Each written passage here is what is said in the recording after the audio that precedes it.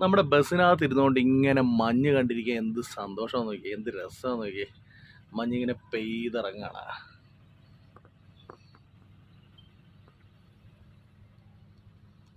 ഈ ഭാരത് ബെൻസ് കാറ്റഗറിയിൽ മാത്രമാണ് ഇത്രയും വലിയ വിൻഡോ കിട്ടുന്നത്. നമുക്ക് ഇവിടെ ഇരുന്ന് കഴിഞ്ഞാൽ ഒരു തിയേറ്ററിലിരുന്ന് മൂവി കാണുന്നത് പോലെ കാഴ്ചകൾ, പുറത്തെ കാഴ്ചകൾ എൻജോയ് ചെയ്യാൻ പറ്റും. വണ്ടി എടുത്തത് ഈ സമയം വരെ നമ്മുടെ വണ്ടിയിൽ യാത്ര ചെയ്തവരാരും തന്നെ ട്രാവൽ സിക്നസ് കാരണം ഛർദ്ദിച്ചിട്ടില്ല. അത്രയ്ക്ക് കംഫർട്ടബിളാണ്. വലിയ ഒലച്ചിലൊന്നും ഇല്ലാതെ കൊണ്ട് വളരെ കംഫർട്ടബിളായിട്ട് പുറത്തെ കാഴ്ചകളൊക്കെ കണ്ടിട്ട് എനിക്ക് തോന്നുന്നു അതൊക്കെയാണെന്ന് തോന്നുന്നത് ഈ വണ്ടിയിൽ യാത്ര ചെയ്യുന്നവർക്കുള്ള ഏറ്റവും വലിയ ഇഷ്ടം. അല്ലെങ്കിൽ ഒരു വട്ടം യാത്ര ചെയ്ത് കഴിയുമ്പോൾ ഈ വണ്ടിയോട് ഇത്രയും പ്രിയം തോന്നാൻ കാരണം. ഒരു വട്ടം നമ്മുടെ ഭാരത് ബെൻസിൽ യാത്ര ചെയ്താൽ പിന്നീട് അവർ ഇത്തരം വണ്ടികൾ മാത്രമേ വിളിക്കുകയുള്ളൂ എന്നുള്ളത് അനുഭവം തന്നെയാണ്.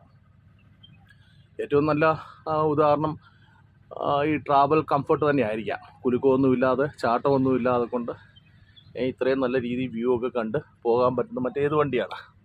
നോക്കിയേ, 35 സീറ്റ് ബസ്സിനകത്ത് വെറും 26 സീറ്റേ ഉള്ളൂ.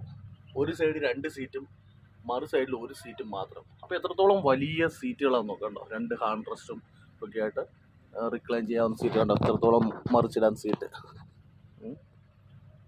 ഇതിൽ കൂടുതൽ എന്ത് സൗകര്യമാണ് നമുക്ക് ട്രാവൽ ചെയ്യാൻ വേണ്ടി. എപ്പോഴും യാത്ര ചെയ്യുമ്പോൾ എല്ലാവരും നോക്കുന്നത് വലിയ ഒലച്ചിലും മാലച്ചിലും ഒന്നും ഇല്ലാതെ കൊണ്ട് വളരെ കംഫർട്ടബിളായിട്ട് യാത്ര ചെയ്യും. ഒരു 10 പൈസ കൂടിയെന്ന് പറഞ്ഞാലും കംഫർട്ടബിളായിട്ട് യാത്ര ചെയ്യണം. അതിന് നമ്മുടെ വണ്ടി ആപ്റ്റാണ്.